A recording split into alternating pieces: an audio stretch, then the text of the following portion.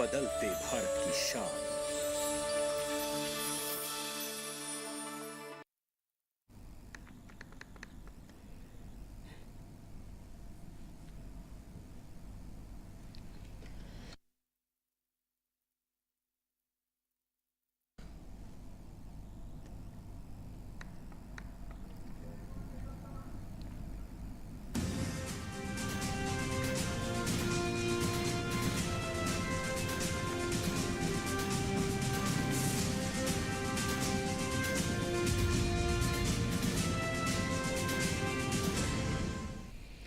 नमस्कार, किसान समाचार में आपका स्वागत है। मैं हूं साइमा खान। सबसे पहले नजर हेडलाइंस पर।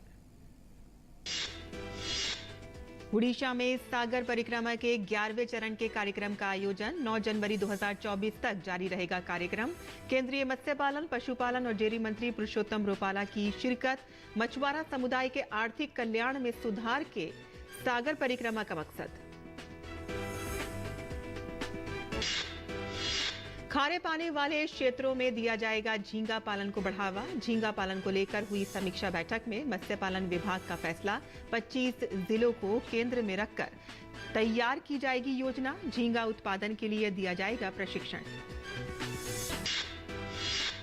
हरियाणा सरकार का राज्य के किसानों को 32 प्रकार के कृषि यंत्रों पर अनुदान देने का फैसला। 15 जनवरी 2024 तक ऑनलाइन आवेदन कर सकते हैं किसान। रोटावेटर, आलू बिजाई machine, BM plough, power weeder कृषि यंत्रों में शामिल। और दिल्ली एनसीआर समेत पूरे उत्तर भारत में शीतलहर का कहर जारी। पंजाब, हरियाणा, चंडीगढ़, दिल्ली और राजस्थान में ठंड का भीषण स्थिति बने रहने का अनुमान। और अब समाचार विस्तार से। केंद्रीय मत्स्य पालन और पशुपालन और डेयरी मंत्री पुरुषोत्तम रुपाला और राज्य मंत्री डॉक्टर एल मुरुगन ओडिशा के विभिन्न स्थलों पर आयोजित सागर परिक्रमा के 11वें चरण के कार्यक्रम में भाग ले रहे हैं। ये कार्यक्रम 9 जनवरी तक जारी रहेगा। केंद्रीय मंत्री इस आयोजित कार्यक्रम के दौरान प्रगतिशील मछुआरों, विशेष रूप से तटीय मछुआरों और मत्स्य किसानों, युवा मत्स्य उद्यमियों आदि जैसे किसान क्रेडिट कार्ड लाभार्थियों को सम्मानित करेंगे। प्रधानमंत्री मत्स्य संपदा योजना, किसान क्रेडिट कार्ड और अन्य योजनाओं के माध्यम से किए गए सर्वोत्तम कार्यों और पहलों को मछुआरों तक व्यापक रूप से प्रसारित किया जाएगा। इस सागर परिक्रमा यात्रा की विशेषताओं में मछुआरों, मत्स्य किसानों और अन्य संबंधित हितधारकों के साथ समीक्षा बैठकें और उनके साथ बातचीत करना शामिल है। सागर परिक्रमा कार्यक्रम के पहले चरण की यात्रा 5 मार्च 2022 को मांडवी, गुजरात से प्रारंभ हुई थी और अब तक सागर परिक्रमा के कुल 10 चरण गुजरात, दमन और दीव, महाराष्ट्र, गोवा, कर्नाटक, अंडमान और निकोबार, केरल, तमिलनाडु, आंध्र प्रदेश और पुडुचेरी के तटीय राज्यों, केंद्र शासित प्रदेशों में पूर्ण हो चुकी है। सागर परिक्रमा कार्यक्रम मछुआरा समुदाय के लोगों की कठिनाइयों को समझकर उनके जीवन की गुणवत्ता और आर्थिक कल्याण में सुधार लाता है और ये मछुआरों को उनके द्वार पर ही सरकारी अधिकारियों से मिलने का एक श्रेष्ठ अवसर प्रदान करता है। पर्यटन मंत्रालय ने पर्यावरण, वन और जलवायु परिवर्तन मंत्रालय के सहयोग से शनिवार को अमृत धरोहर क्षमता निर्माण योजना के तहत रामसर स्थल चिल्का झील पर 5वां प्रशिक्षण शुरू किया। ये प्रशिक्षण चिल्का झील के स्थानीय समुदाय, नाव मालिकों और वन विभाग के अधिकारियों के लिए आयोजित किया गया है। इस पहल के अंतर्गत 15-15 दिनों के 2 प्रशिक्षण कार्यक्रम अर्थात वैकल्पिक आजीविका कार्यक्रम और पर्यटन नाविक प्रमाण पत्र आयोजित किए जाएंगे। चिल्का विकास प्राधिकरण की मदद से प्रशिक्षण देने और बाद में उन्हें प्रकृति मार्गदर्शक के रूप में प्रमाणित करने के लिए चिल्का झील और उसके आसपास के स्थानीय समुदाय से कुल 60 प्रतिभागियों की पहचान की गई है। ये पर्यावरण, वन और जलवायु परिवर्तन मंत्रालय की अमृत धरोहर पहल के अंतर्गत देश भर में रामसर स्थलों की प्रकृति पर्यटन क्षमता का दोहन करके स्थानीय समुदाय के लिए आजीविका के अवसरों को बढ़ाने के प्रयास का हिस्सा है। और खारे पानी वाले क्षेत्रों में झींगा पालन को बढ़ावा दिया जाएगा। मत्स्य पालन विभाग के सचिव डॉक्टर अभिलक्ष लीखी ने झींगा उत्पादन के संबंध में हरियाणा, पंजाब, राजस्थान और यूपी में खारे जल में झींगा पालन की समीक्षा के लिए बैठक आयोजित की, जिसमें खारे पानी वाले जमीन के ज्यादा से ज्यादा इस्तेमाल और उस पर झींगा पालन को बढ़ावा देने पर जोर दिया गया। और इसके लिए इन राज्यों में विशेष रूप से चिन्हित 25 जिलों में रोजगार और आजीविका उत्पन्न करने को लेकर झींगा पालन को अपनाने के साथ झींगा के उपभोग के लिए जागरूकता उत्पन्न करने पर विचार किया जाएगा। और इससे न केवल यहाँ के लोगों को रोजगार मिलेगा, बल्कि यहाँ के किसानों की आमदनी भी बढ़ाई जा सकती है। ICAR CIFE रोहतक में उपलब्ध सुविधाओं को और बढ़ाने के लिए एक रोड मैप तैयार करने तथा टिकाऊपन और उत्तर भारतीय राज्यों में लवणीय जलीय कृषि के सतत विकास के लिए रणनीति तैयार करने के उद्देश्य से एक राष्ट्रीय स्तर की समिति का गठन किया जाएगा। भारत दुनिया का पहला झींगा पालन उत्पादक है और मूल्य के लिहाज से भारत के कुल समुद्री भोजन निर्यात में झींगा का योगदान 65% से ज्यादा है। भारत में खारे पानी की जलीय कृषि और लवणता प्रभावित क्षेत्रों में झींगा जलीय कृषि की व्यापक संभावनाएं हैं। और आगे बढ़ते हैं, जहां हरियाणा सरकार राज्य के किसानों को 32 प्रकार के कृषि यंत्रों पर अनुदान दे रही है। कृषि विभाग हरियाणा द्वारा स्मैम एवं नेशनल फूड सिक्योरिटी मिशन योजना के तहत आवेदन मांगे गए हैं और इसके लिए राज्य के किसान 15 जनवरी 2024 तक ऑनलाइन आवेदन कर सकते हैं। आवेदन के बाद जिन किसानों का चयन होगा वह किसान कृषि यंत्र निर्माताओं से कृषि यंत्र खरीद सकते हैं। किसानों का चयन लॉटरी की मदद से किया जाएगा।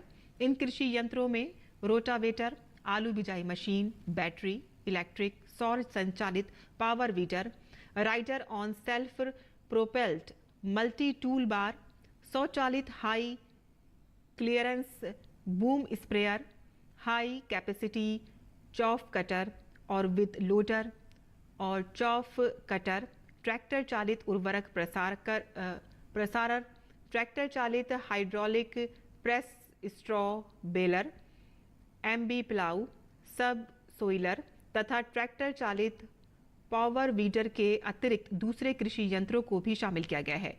योजना का लाभ राज्य के उन सभी किसानों को दिया जाएगा जिन्होंने बीते 3 वर्षों में इन योजनाओं के तहत लाभ नहीं लिया है। एक किसान अधिकतम 2 विभिन्न प्रकार के कृषि यंत्र पर अनुदान के लिए आवेदन कर सकता है। और दिल्ली NCR समेत पूरे उत्तर भारत में शीतलहर का कहर जारी है। मौसम विभाग ने पंजाब, हरियाणा, चंडीगढ़, दिल्ली और राजस्थान में ठंड की भीषण स्थिति बने रहने का अनुमान जताया है। ठंड से बचने के लिए लोग अलाव का सहारा ले रहे हैं। मौसम विभाग ने कहा है कि 8 से 9 जनवरी को पश्चिमी विक्षोभ के कारण स्थिति में थोड़ा सुधार होगा।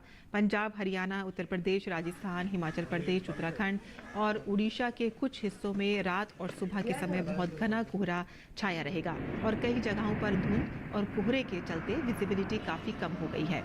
कम विजिबिलिटी की वजह से रेल सेवाओं के आवागमन में भी प्रभाव पड़ा है।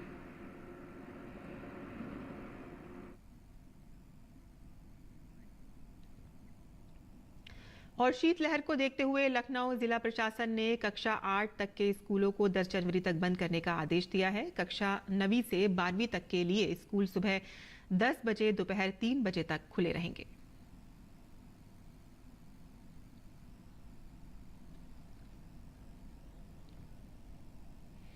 वहीं मध्य प्रदेश के मुख्यमंत्री डॉक्टर मोहन यादव ने उज्जैन में सड़क किनारे सो रहे लोगों को कंबल बांटे। कंबल बांटने के बाद मुख्यमंत्री डॉक्टर मोहन यादव ने सभी अधिकारियों से ठंड में संवेदनशीलता दिखाते हुए लोगों की मदद करने का आग्रह किया। वहीं उत्तर प्रदेश के मुख्यमंत्री योगी आदित्यनाथ ने रैन बसेरों का निरीक्षण किया और कंबल वितरित किए। और इसके बाद योगी आदित्यनाथ ने कहा कि हर जिले में सार्वजनिक स्थानों पर अलाव जलें और लोगों को राहत मिले, इसके लिए राजस्व विभाग और राहत आयुक्त कार्यालय को उसकी निगरानी के लिए निर्देश दिए गए हैं।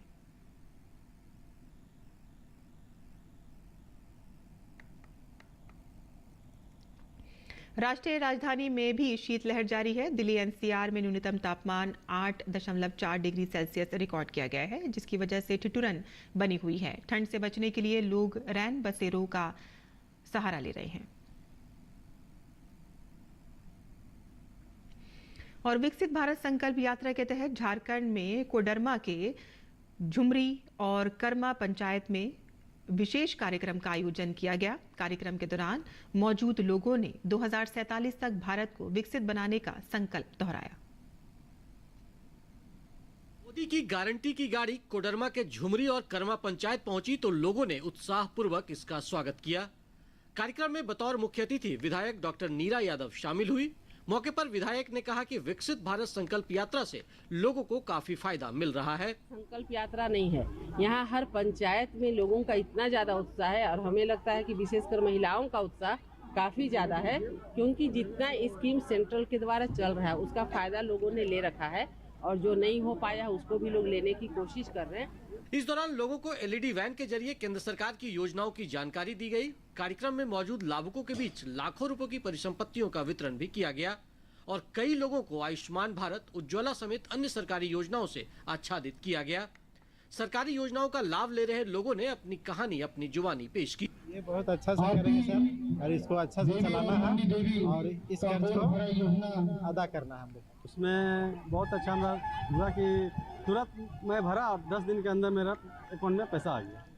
कमाने खाने लायक हो जाएगा, 15 से 20 हज़ार रुपया मुझे इनकम हो जाएगा पर मंथ का। कोडरमा प्रखंड के झुमरी और कर्मा पंचायत में आयोजित कार्यक्रम के दौरान स्वास्थ्य शिविर का भी आयोजन किया गया और वंचित लोगों को आयुष्मान भारत योजना से भी जोड़ा गया। कार्यक्रम के दौरान लोगों को चिकित्सकीय सलाह के साथ मुफ्त दवाइयां भी दी गई। कोडरमा से गजेंद्र बिहारी के साथ मैं दिवाकर कुमार। और विकसित भारत संकल्प यात्रा का रथ देश के अलग अलग क्षेत्रों में केंद्र की योजनाओं को लेकर पहुंच रहा है और इसी कड़ी में प्रधानमंत्री नरेंद्र मोदी की गारंटी का रथ छत्तीसगढ़ के रीवा पंचायत में पहुंचा, जहां गांव के लोगों ने इसका भव्य स्वागत किया। विकसित भारत संकल्प यात्रा के तहत प्रधानमंत्री नरेंद्र मोदी की गारंटी का रथ छत्तीसगढ़ के रीवा पंचायत में पहुंचा, जहां गांव के लोगों ने विकसित भारत संकल्प यात्रा के रथ की पूजा पाठ हिंदू रीति रिवाज के साथ की। रथ के पास बड़ी संख्या में लोग केंद्र की योजना का लाभ उठाने के लिए पहुंचे। गांव के लोगों ने बताया कि मोदी की गारंटी के रथ का इंतजार वे पिछले कई दिनों से कर रहे थे। गांव के लोग कह रहे हैं कि हमें केंद्र की योजना का लाभ मिल रहा है। गांव की महिलाएं भी सरकार की योजनाओं का लाभ मिलने से काफी खुश हैं। विकसित भारत संकल्प यात्रा के दौरान प्रधानमंत्री नरेंद्र मोदी का रिकॉर्ड किया हुआ संदेश और विकसित भारत के संकल्प का वीडियो और चलचित्र का प्रसारण किया गया। केंद्र सरकार की योजना का लाभ घर घर पहुंचाने के लिए विशेष अभियान की शुरुआत की गई है। इस कार्यक्रम में केंद्र सरकार की सभी जनोपयोगी योजनाओं के शिविर लगाए गए। Bureau report, DD news. और विकसित भारत संकल्प यात्रा के तहत पीएम मोदी की गारंटी वाली गाड़ी उत्तर प्रदेश के जिला गोंडा पहुंची, जहां सरकार की विभिन्न योजनाओं के लाभार्थियों ने अपने अपने जीवन में आई आसानी की कहानी साझा की। तो वहीं कार्यक्रम में शामिल लोगों ने देश को विकसित बनाने की शपथ भी ली। उत्तर प्रदेश के जिला गोंडा में शुक्रवार को दुखरण नाथ मंदिर और चौक बाजार में प्रचार वाहन से सरकारी योजनाओं की जानकारी दी गई और जागरूक किया गया। जिले के गांव में 10 प्रचार वाहनों के जरिए जागरूकता कार्यक्रम चलाया गया। प्रचार वाहन से केंद्रीय योजनाओं की जानकारी दी गई। वहीं कार्यक्रम में उपस्थित नगरवासियों ने प्रधानमंत्री के उद्बोधन को सुना। कार्यक्रम में आए लोगों को सरकारी योजनाओं से संबंधित बुकलेट और कैलेंडर का वितरण किया गया। इसमें वो है पूरे भारत में जितनी योजनाएं सरकार के द्वारा संचालित हैं, मेरी कहानी मेरी जुबानी के माध्यम से वो पूरी बातें सबके सामने लाई गई हैं। इसके साथ साथ कैलेंडर्स भी हैं और छोटे छोटे किताबें दी जा रही हैं, बुकलेट दी जा रही हैं कि लोग जान सकें कि क्या क्या लाभ उठाया जा सकता है। और उन लाभों को लोगों तक पहुँचाने के लिए ही ये सब व्यवस्था किया गया है कि अगर हम उनको पिक्चराइज माध्यम से दिखा देंगे तो उनको जल्दी समझ में आ जाएगा कौन सी योजना हमारे लिए मुफीद है और उसी के तहत कार्रवाई हो रही। कार्यक्रम में मौजूद लोगों ने सरकार की योजनाओं से मिल रहे लाभ का जिक्र किया और साथ ही इन योजनाओं से अपने जीवन में आए सकारात्मक बदलाव की कहानी साझा की। हमें कॉलोनी भी मिला, आयुष्मान कार्ड भी मिला है, राशन भी मिल रहा है, बच्चे की पढ़ाई भी मिली थी। हाँ, सारे व्यवस्था हमें मिल रहा है, कोई चीज की दिक्कत नहीं है। अब हमको एक राशन कार्ड मिल रहा है और मैंने राशन मिल रहा है और उसके बाद में ये किसान निधि मिल रहा है। अब ऐसे खर्चा चल जाता है, जैसे कोई बीमारी आती है, कोई परेशान हो जाता है, कपड़े लत्ते की जरूरत होती है तो काम खर्चा चलता है। आयुष्मान कार्ड मिली है। हाँ, फिर वही से हम आँख खोला है। दोनों आँख ऑपरेशन कराया। सरकार को धन्यवाद बोलते हैं। ये सरकार की ये जो गैस वाली सुविधा ये मिल रहा है, आयुष्मान कार्ड मिल रहा है, बराबर राशन मिल रहा है, और जो सरकार की सारी सुविधाएं हैं वो हमको उपलब्ध हो रही हैं। विकसित भारत संकल्प यात्रा देश के विकास की अनवरत यात्रा को साल 2047 तक मुकाम पर पहुंचाने के लिए प्रत्येक व्यक्ति तक पहुंच रही है। Bureau report, TT news. और किसान समाचार में अब बात करते हैं मंडी भाव की और आइए देखते हैं कि क्या रहा देश भर की मंडियों का भाव। कृषि उपज मंडियों में इन दिनों चने की आवक सामान्य देखने को मिल रही है। भाव की बात करें तो शनिवार को ध्रोल और बदायूं मंडी में चने के सौदों में मजबूती के साथ कारोबार हुआ। वहीं फतेहपुर और फैजाबाद मंडी में भाव नरम रहे, जबकि रामपुर मंडी में इस दौरान चने के सौदे बिना किसी फेरबदल के साथ हुए। एक मार्केट के मुताबिक गुजरात की ध्रोल मंडी में 5 जनवरी को चने का भाव रहा 4,630 रुपए। 6 जनवरी को इसके भाव में 50 रुपए की तेजी आई और भाव 4,680 रुपए पर जा पहुंचा। उत्तर प्रदेश की फतेहपुर मंडी में इस दौरान चने के सौदों में नरमी के साथ कारोबार हुआ। यहां 5 जनवरी को चने का भाव था 6,400 रुपए।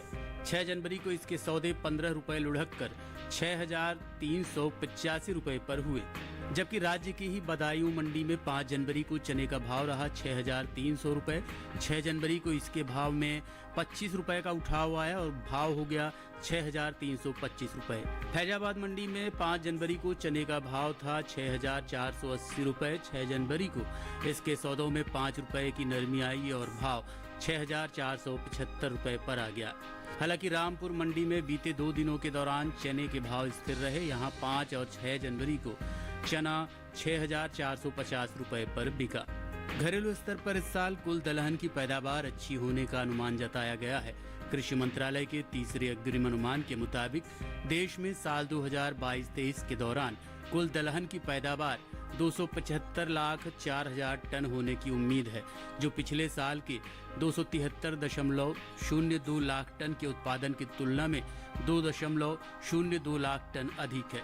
वहीं बात चने की पैदावार की करें तो साल 2022-23 के दौरान घरेलू स्तर पर रबी चने की पैदावार 135.43 लाख टन होने का अनुमान जताया गया है, जो बीते साल इस दौरान 135.44 लाख टन रही थी।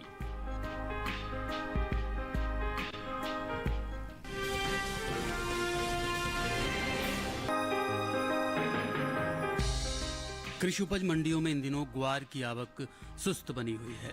6 जनवरी को देश की इक्का दुक्का मंडियों में ही ग्वार बिकवाली के लिए पहुंची। भाव की बात करें तो एक मार्केट के मुताबिक गुजरात की दीसा मंडी में 5 जनवरी को ग्वार का भाव रहा 5,100 रुपए। 6 जनवरी को इसके भाव में 25 रुपए की गिरावट आई और भाव 5,055 रुपए पर आ गया। राज्य की ही धनेरा मंडी में इस दौरान ग्वार के सौदों में नरमी के साथ कारोबार हुआ। यहाँ 5 जनवरी को ग्वार का भाव था 5,130 रुपए। 6 जनवरी को इसके सौदे 210 रुपए टूटकर 4,920 रुपए पर हुए। राजस्थान के विजयनगर मंडी में बीते गुरुवार को ग्वार का भाव था 4,650 रुपए। शनिवार को इसके सौदे 300 रुपए उछलकर 4,950 रुपए पर हुए। भारत विश्व स्तर पर ग्वार गम का प्रमुख निर्यातक है। देश में बड़ी मात्रा में दूसरे देशों को ग्वार उत्पादों के विभिन्न रूपों का निर्यात करता है। भारत हर साल कुल ग्वार गम की उपज का करीब 90% निर्यात कर देता है। वहीं ग्वार गम के निर्यात पर नजर डालें तो एपीडा के मुताबिक साल 2023-24 में अप्रैल से सितंबर महीने के दौरान ग्वार गम के निर्यात में कमी देखने को मिली है। बीते 6 महीने के दौरान ग्वार गम का निर्यात 2,16,000 टन के पार पहुंच गया है, जबकि बीते साल इस दौरान ग्वार गम का निर्यात 2,22,000 टन का हुआ था। बता दें कि भारत में ग्वार गम की खेती राजस्थान, गुजरात, हरियाणा, पंजाब, उत्तर प्रदेश, मध्य प्रदेश, तमिलनाडु, महाराष्ट्र, कर्नाटक, आंध्र प्रदेश में प्रमुख रूप से की जाती है।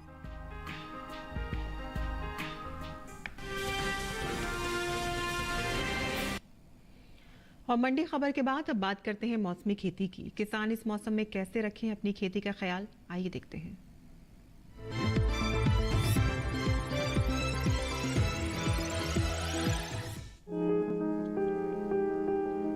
महाराष्ट्र में मूंगफली के खेत में सिंचाई करें, किसान धान की बुआई कर लें, यहां सरसों के खेत में निराई करते रहें। साथ ही सुपारी के खेत में जरूरी उर्वरक का इस्तेमाल कर सकते हैं। इसके अलावा गेहूं के खेत में निराई कर लें, वहीं प्याज की खेती के लिए नर्सरी तैयार करें। महाराष्ट्र में कपास की चुनाई कर लें, यहीं के किसान मक्के के खेत में सिंचाई करते रहें। इसके साथ ही काबुली चने के खेत में सिंचाई करें। इस समय गन्ने के खेत में भी सिंचाई कर लें। महाराष्ट्र में टमाटर की बुआई कर सकते हैं। अभी लाल मिर्च की बुआई करते रहें। यहाँ के किसान बैगन की बुआई कर लें।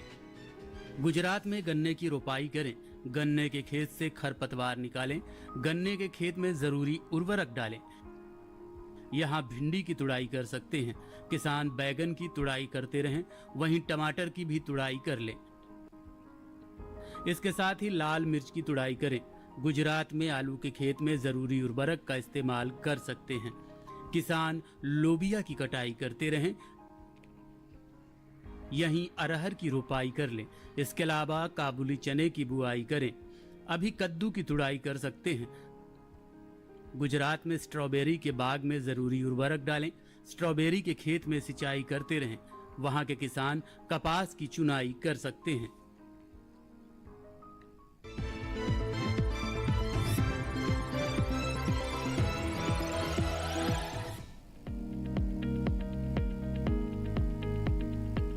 धनिये की खेती के लिए दोमट मिट्टी सबसे अच्छी।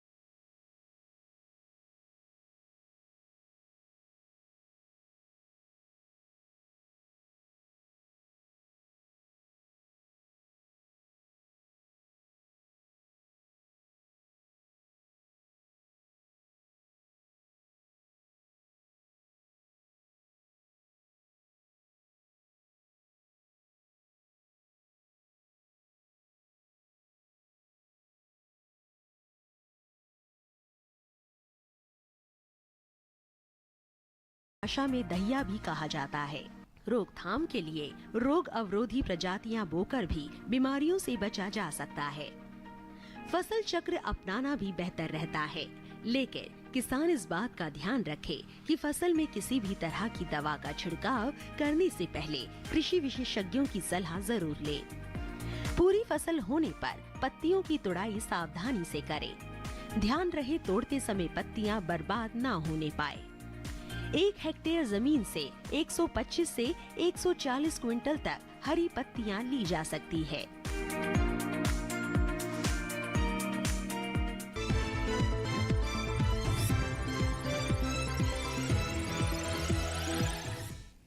और खेती किसानी से जुड़ी खबरों के बाद आइए अब नजर डालते हैं कुछ और खबरों पर। खास खबर में केंद्रीय मंत्री गिरिराज सिंह ने बंगाल में ईडी पर लगातार हो रहे हमले पर कहा है कि बंगाल में लोकतंत्र समाप्त हो गया है। बंगाल की सीएम ममता बनर्जी लोकतांत्रिक नहीं होकर तानाशाह की भूमिका में हैं। पश्चिम बंगाल में ईडी टीम पर हुए हमले पर एलजेपी के राष्ट्रीय अध्यक्ष चिराग पासवान ने अपनी प्रतिक्रिया दी है। चिराग पासवान ने कहा है कि जो बंगाल में हुआ है वो राज्य सरकार के संरक्षण में हुआ है और ऐसे में अगर बिहार में भी ऐसा होता है तो किसी को आश्चर्य नहीं होगा। लोकसभा चुनाव 2024 को लेकर भारतीय जनता पार्टी ने कमर कस ली है। इसी कड़ी में उत्तराखंड के मुख्यमंत्री पुष्कर सिंह धामी ने 2024 के लोकसभा चुनाव से पहले भाजपा नेताओं और कार्यकर्ताओं के साथ बैठक की। भारतीय जनता पार्टी ने राज्यसभा में आगामी द्विवार्षिक चुनाव में सिक्किम की एक सीट के लिए दोरजी शेरिंग लेप्चा को उम्मीदवार बनाया है। पार्टी की जारी एक विज्ञप्ति में बताया गया है कि भाजपा की केंद्रीय चुनाव समिति ने दोरजी शेरिंग लेप्चा को उम्मीदवार बनाने को अपनी स्वीकृति प्रदान की है। अयोध्या में 22 जनवरी को होने वाले राम मंदिर प्राण प्रतिष्ठा समारोह के लिए देशवासियों में जबरदस्त उत्साह देखने को मिल रहा है। समारोह से पहले रामपथ पर बस स्टॉप का सौंदर्यीकरण किया जा रहा है।